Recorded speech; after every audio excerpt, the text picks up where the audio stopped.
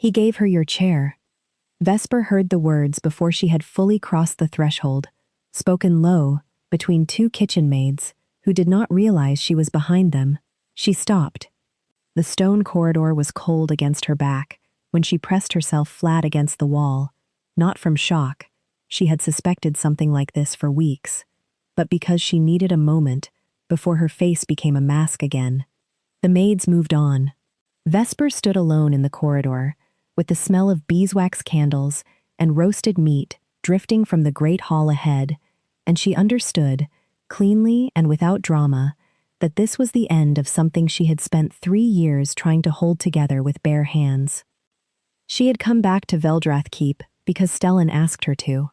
That was the simple truth she had been lying to herself about for a fortnight, that there was a practical reason, that the Northern Pack needed a record keeper, that no one else knew the old treaty languages. But the truth was that when the sealed letter arrived at her lodgings in the lowland city with his name on the wax, she had packed before she finished reading it. 3 years. 3 years since she had walked out of this hall and left the keys to the household accounts in the carved bowl by the front door, the way a housekeeper leaves when she is dismissed. Except no one had dismissed her. She had dismissed herself, because staying would have meant watching the mate bond she felt in every careful breath slowly become a thing Stellan was too proud or too bound by politics to acknowledge. The chair had been hers, not officially, and Omega did not hold official rank at the high table of an Alpha King. But in practice, in the daily working reality of Veldrath Keep, the seat to the left of the great carved chair had been Vesper's for 4 years. She had sat there through negotiations and festivals and 2 winters of near famine when she stretched the grain records through sheer stubbornness and arithmetic. She had signed treaty drafts from that chair. She had argued down a duke from that chair. Tonight Stellan had given it to the Envoy's daughter. Vesper straightened her spine, smoothed her hands down the front of her gray wool dress, and walked into the hall. She did not look at the high table immediately. She took the room in pieces the way she had always done, the fire banked too high on the left side, the candelabras not yet lit at the far end, the steward hovering near the serving door with the expression of a man waiting for something to go wrong. She gave herself 10 steps across the stone floor before she allowed her eyes to move to the dais. Stellan was already watching her. He was always already watching her. That was the thing about him that she had never been able to reduce to logic, the way his gaze found her in any room, as though he had been tracking her position since before she entered. He was white-skinned, broad-shouldered, with close-cropped fair hair that had gone lighter at the temples in the 3 years since she had last sat across from him at a table, and his eyes were the color of winter sky at midday, a pale, fierce gray that gave nothing away and somehow communicated everything. He held himself with the particular stillness of an Alpha King who has learned that his body is a language other people read constantly, and he was very carefully not reacting to her presence in a way that told her he had been anticipating it very much. To his left, the Envoy's daughter.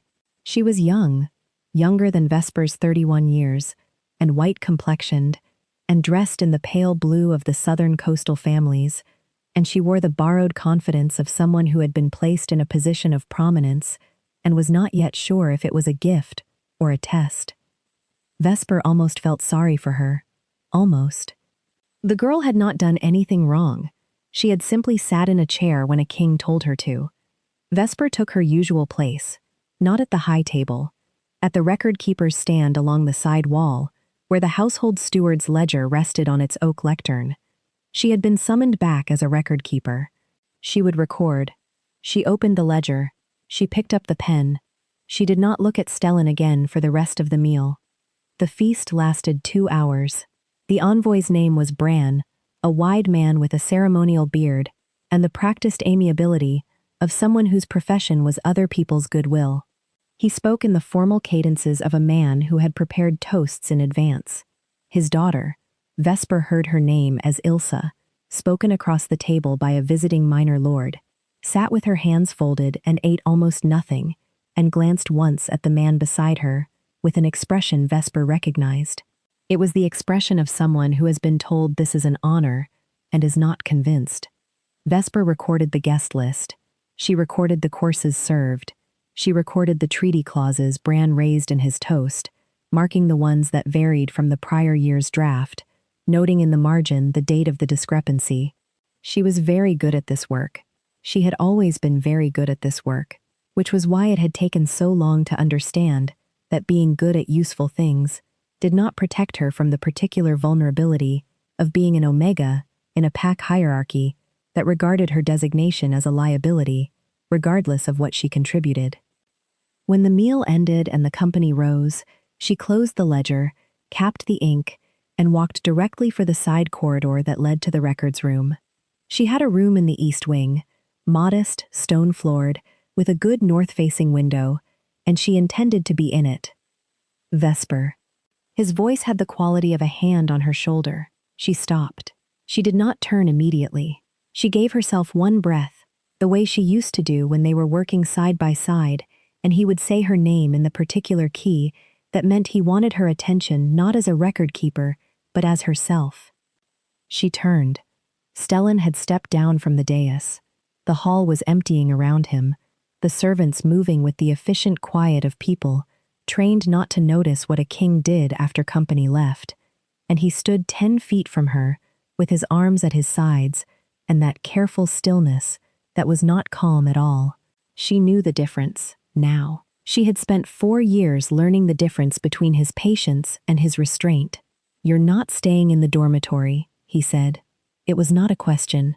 "You assigned me the East Wing room," she said. "That's where I'll be." "I meant tonight, the reception in the Solar." "I wasn't invited to the reception in the Solar." He looked at her. The gray eyes held something that was not the politics of the last 2 hours. Something older than that, and considerably less manageable. "I'm inviting you now." "The Envoy's daughter," Vesper said, keeping her voice level, "is presumably already there." The silence between them was the specific kind that Vesper associated with Stellan, not saying something he had decided he would not say yet. He had a habit of sorting his words before he released them, which she had once found reassuring, and had later come to understand as a form of self-protection that cost them both. "You saw the seating arrangement," he said. "I record everything," she said. "It's my function. Good night, my lord." She walked to the east wing. She did not run. The room was as she had left it 3 years ago, or rather, as someone had maintained it, which told her the room had not been reassigned in her absence, which was information she filed away and did not examine too closely in the moment, because examining it would undo the composure she had managed to hold for the entire evening. There was a fire already laid. She lit it herself, crouching at the grate with the flint, and watched the kindling take. The flames were small and orange and honest, and she sat on her heels in front of them for a long time. The mate bond hummed. She had felt it from the first month she worked at Veldrath Keep, 4 years and several months ago. It was not lightning, not the dramatic ignition that the old stories described. It was quieter than that. It was the specific sensation of her chest, reorienting toward north when Stellan entered a room, the way a compass needle shifts, not urgently, but with a kind of absolute certainty. She had been 27, and pragmatic, and resistant to the idea, and she had spent 6 months arguing herself out of it before she accepted that the bond was real, and then spent 18 months accepting that it was real, and that Stellan showed no sign of acknowledging it, and that this was, apparently, the shape of her life. She had left after the winter assembly, not dramatically, not with accusations. She had simply placed the household keys in the carved bowl by the entrance hall, the traditional gesture by which a trusted keeper signals their voluntary departure, and gone south on the morning coach. He had written after 4 months. The letter said, "I would like to understand what I did." She had not written back, because the answer was too simple and too devastating to reduce to a letter. He had done nothing. He had simply never chosen her. She had written back after 8 months, a careful professional response about the record formats she had used and where the archive keys were stored. He had replied with a paragraph about the archive, and then another paragraph about the spring floods, and whether she had experienced similar weather to the south. She had written back about the floods. They had exchanged 12 letters in 3 years, circling something neither of them named. And then his letter had arrived asking her to come back. Not as a record keeper, the letter said. He needed her specifically. He trusted no one else with the treaty work. He had underlined that. Trusted no one else. She had read it 6 times, standing in her lodgings above a bakery, with the smell of bread rising through the floorboards, and she had told herself she was going back because the treaty work was important. She was sitting on her heels by a fire in the east wing of Veldrath Keep, and she was very tired of telling herself things that were not true. She went to bed. She did not sleep well. Morning brought the sharp smell of frost on stone and the sound of the pack at its regular business in the yard below, the hunters organizing, the senior wolves running the perimeter in their half-shift, the low harmonic of a keep that woke early and worked hard. Vesper, dressed in her working clothes, pinned her pale ash-brown hair back with the 2 silver pins she had used for years, and went to the records room before breakfast. She was deep in the treaty draft comparison by the time the door opened. It was not Stellan.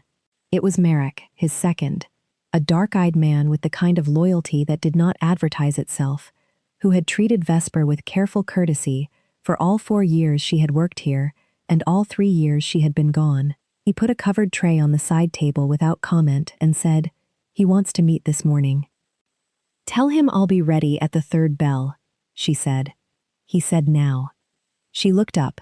Merrick had the expression of a man delivering a message he personally disagrees with the timing of.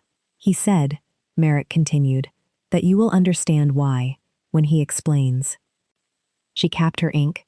She followed Merrick down the corridor. The meeting was not in the hall. It was in the small map room off the solar, which was where Stellan had always taken the work he did not want witnessed. The fire was burning well. Someone had been here for an hour at least, and the long oak table was covered in maps and correspondence that she could see at a glance was the treaty documentation from the past 3 years. Stellan was standing at the window. He turned when she entered, and Merrick withdrew and closed the door. "I want to explain last night," Stellan said. He had skipped good morning, which was not unusual. When he was working through something, he found the social architecture of conversation useful, primarily as a delay. The seating arrangement was a political signal, Vesper said. The envoy was told, "You were considering his daughter as a formal match. You needed her at the high table to make that credible. I understand the mechanics." Stellan looked at her. "That's an accurate description of what happened." "Then you don't need to explain it." "I need to explain why I did it when I knew you were arriving yesterday." The room was quiet. Outside the window, a wolf in half-shift paced the outer wall. She could see the pale gray shape of it at the edge of her vision, steady and unhurried. The bond in her chest pulled with the low insistence she had learned not to acknowledge. "You could have warned me," she said, "in the letter." "If I had warned you," Stellan said, "you would have found a reason not to come." That was true. She hated that it was true. She turned to the treaty documents and set her hands flat on the nearest map, more to have something to do with them than for any practical purpose. "What is the actual problem with the treaty?" she said. "Not the political performance of the dinner, the actual text." He moved to the table. He stood across from her, the maps between them, and she felt the familiar geometry of it, the two of them working the problem from either side, the way they had done for 4 years, as though the table were the only honest ground they shared. "Clause 7, he said. "It was modified in the 2nd year of my absence from negotiations. Someone changed the language around the eastern boundary settlements. Here," he pointed. "The new language is technically within the original parameters, but it reinterprets the settlement rights in a way that will benefit the coastal families at the expense of the inland packs over the next generation. Not dramatically, slowly. The kind of change that is very hard to argue against once it has been in place for 20 years.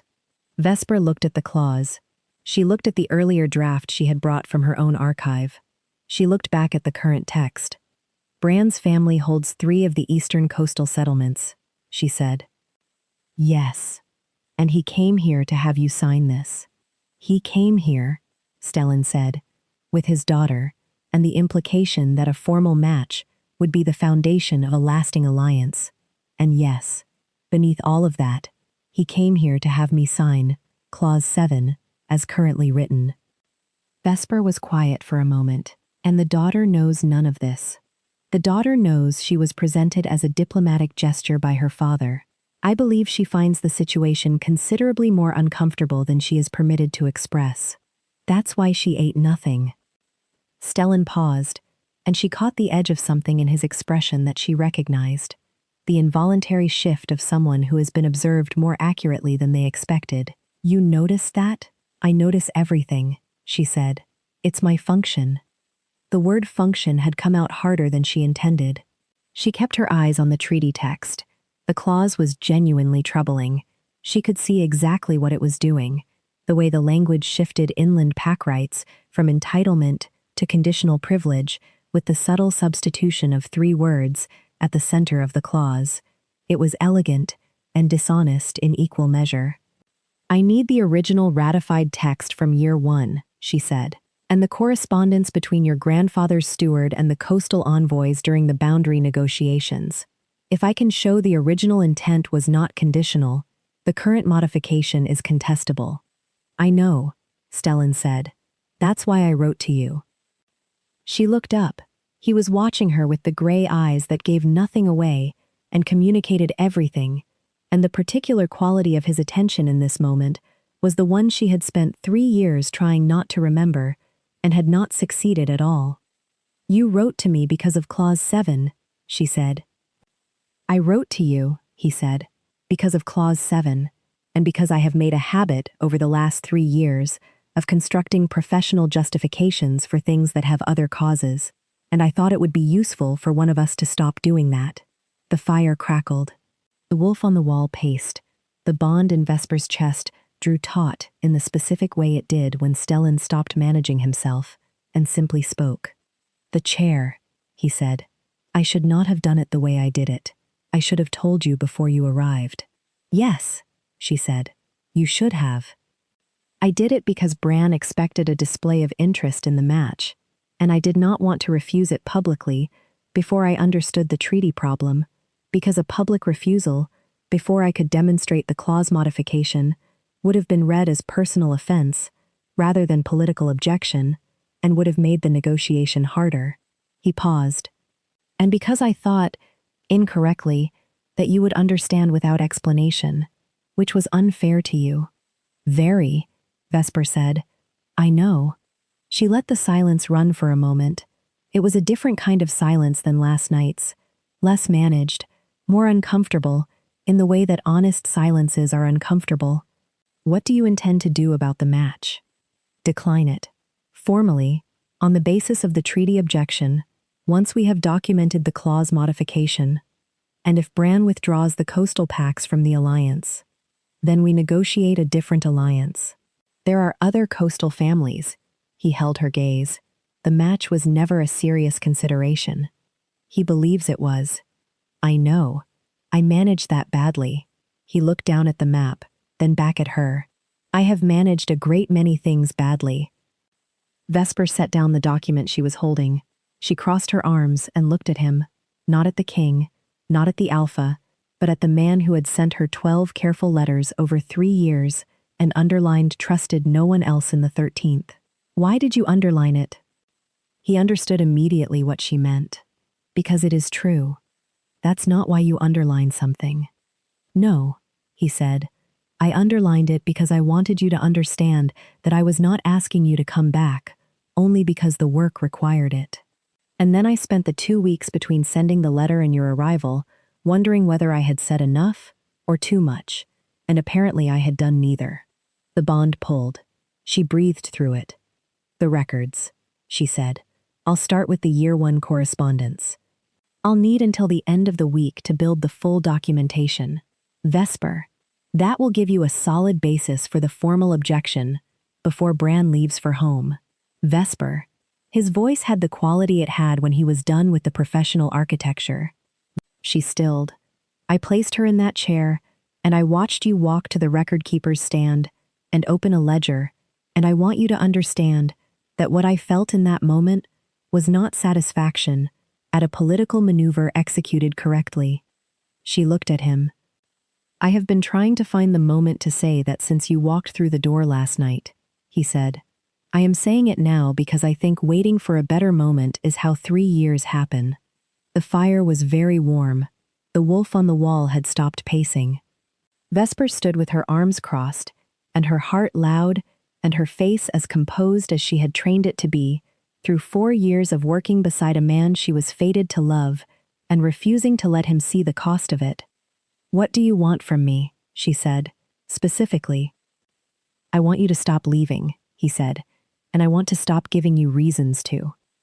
It was the most direct thing he had said to her in 4 years of working in the same room. She felt it land the way honest things land, not gently. Stellan, she said, I am an Omega. Your pack hierarchy treats my designation as a liability. The council has discussed it. I have heard the arguments. I have been in the room when the arguments were made, which I suspect you did not intend. If you acknowledge what you feel, the political cost is not small. I know. And I should have said this before you left, he said. I should have said it before you left. And I did not. And I have been living with that for 3 years. I would like to stop living with it. She uncrossed her arms. The bond was fully awake now, the compass needle certainty of it pressing against the inside of her ribs, and she was too tired from 3 years of distance to argue with it the way she had once argued with it. I'll build the treaty documentation, she said, by the end of the week. I know you will.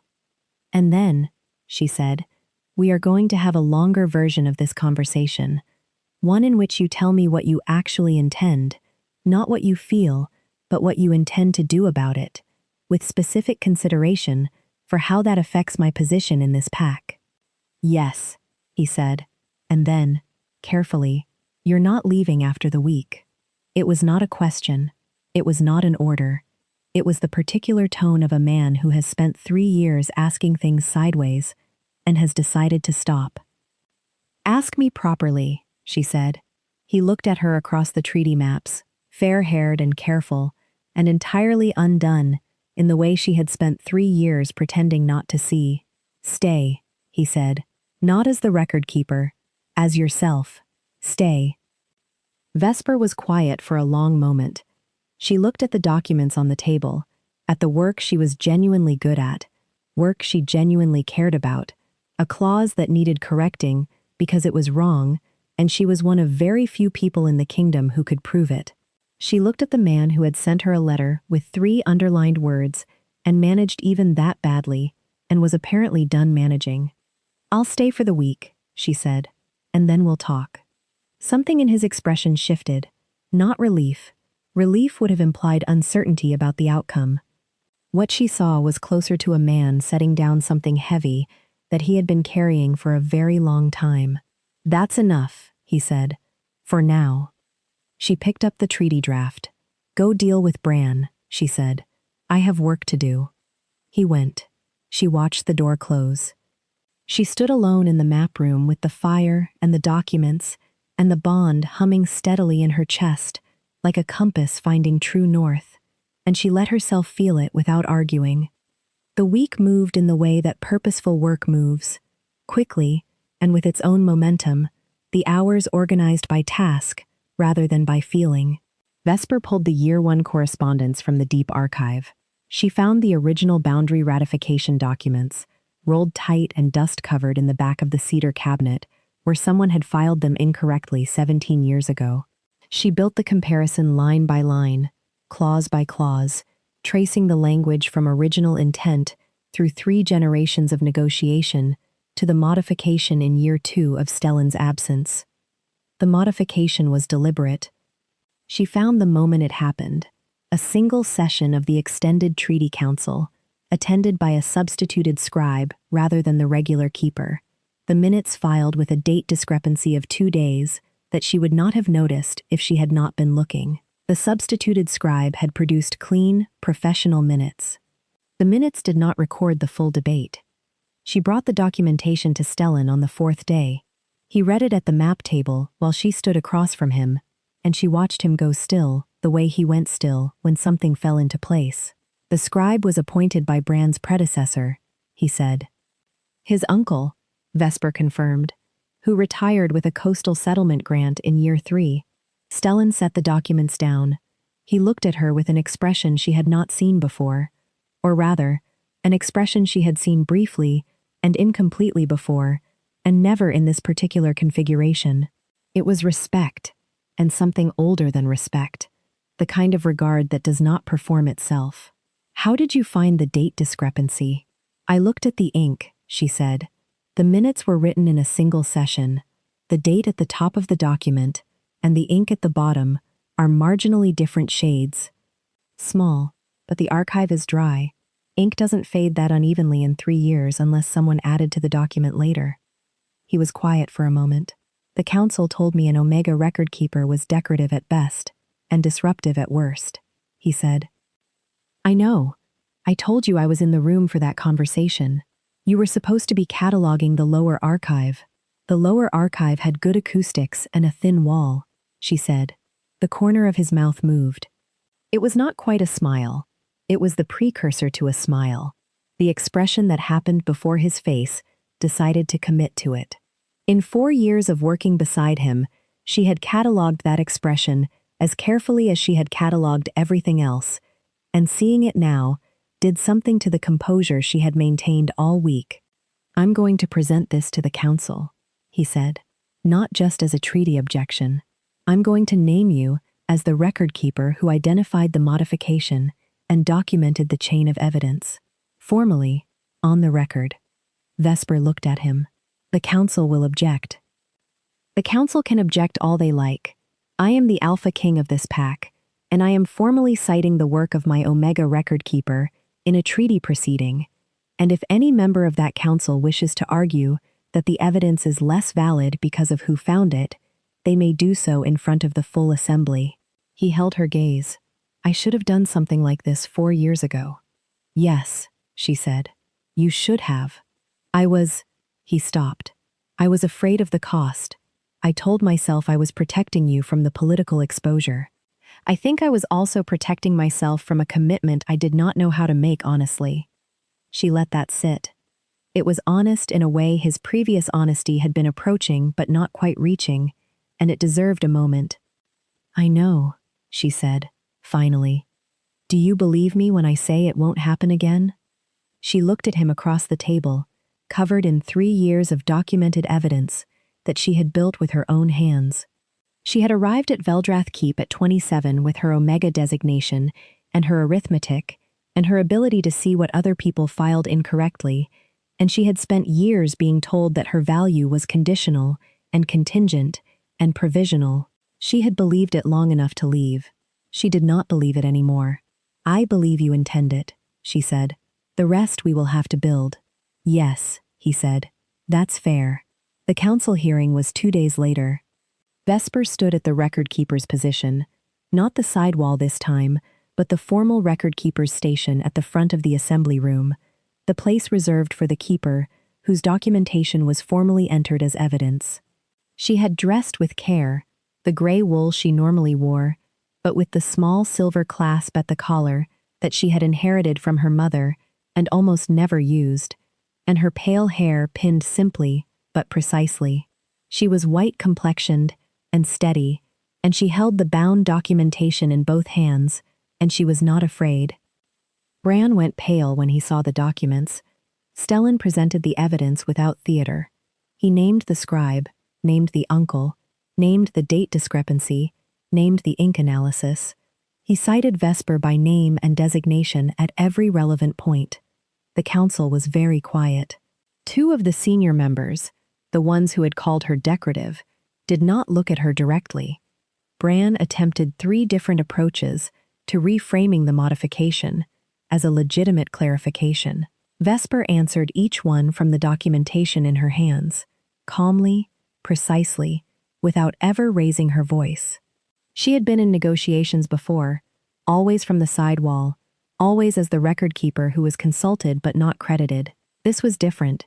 She could feel the difference in the room, the way it shifted when people understood that she was not a reference tool, but a person making an argument.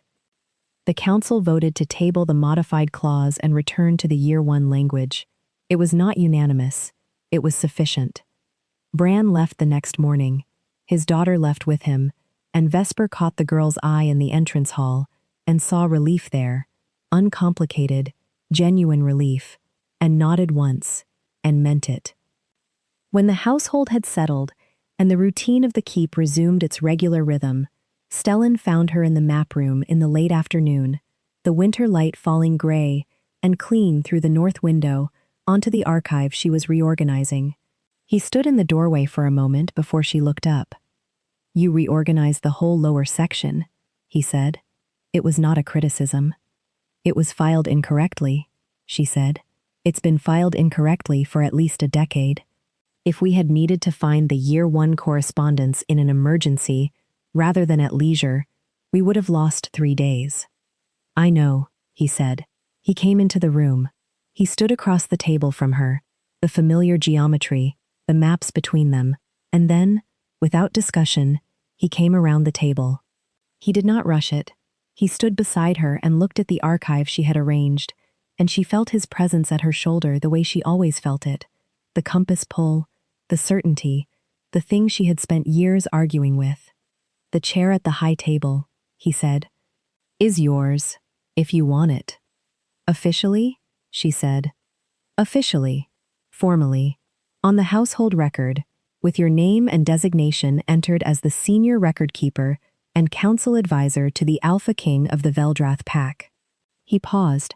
"I spoke to Merrick this morning, and to the 2 council members whose opinions carry the most weight. I did not ask their permission. I informed them." Vesper set down the folder in her hands. She turned and looked at him. He was very close, and his gray eyes were the specific shade they became when he was done with management. Darker, more present, looking at her with the undivided attention of a man who has stopped dividing his attention. "You should have done this 4 years ago," she said. "I know." "I'm going to keep saying that," she said. "I know." Something moved in his expression, the precursor to the smile, and this time it committed. "You're very good at documentation." She felt the smile reach her before she decided to let it. It came up slowly, the way warmth comes up, and she watched him see it and saw what it did to his careful stillness. "The keys," she said, "the ones I left in the bowl." "I kept them," he said. "They're in the top drawer of the desk in my office." She looked at him. "For 3 years. For 3 years." She was quiet for a moment. Outside, the light was changing, the gray of late afternoon, moving toward the amber of early evening, the keep settling into its dinner hour, the familiar sounds of a household organizing itself around the end of the day. The bond in her chest was very quiet now, not pulling, settled, the compass needle at rest on north. "Give them back," she said. He held her gaze. "Now?" "Tomorrow," she said. "Put them in the carved bowl in the entrance hall before breakfast. I'll collect them when I come down." He understood. She saw him understand it, that she was not asking for a ceremony or a declaration. She was asking for the gesture returned, the keys replaced, the 3-year absence marked and closed in the same honest language in which she had begun it. "Yes," he said. She turned back to the archive. She picked up the folder. She heard him exhale beside her, not relief, but the long, steady breath of a man who has put something down. "Go on then," she said. "You have the evening pack meeting." "I do," he said. He did not move immediately. He stood beside her in the winter light for one more moment, close enough that she could feel the warmth of him, and then he said, quietly, "Thank you for coming back."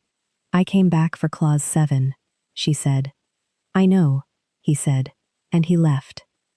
She stood in the map room with the archive and the winter light, and the bond settled and warm and certain in her chest, and she let herself have the truth of it without qualification. She had come back for him, and he had known it. And tomorrow morning there would be keys in the carved bowl by the door. And this time she would pick them up and keep them, and that was enough. That was, in fact, exactly enough. By spring, when the council formally recorded her title in the household register, senior keeper and council advisor, Veldrath Pack, the name Vesper entered in the old treaty hand she had spent years studying. The chair at the high table had been hers for 4 months, and no one raised an objection worth documenting.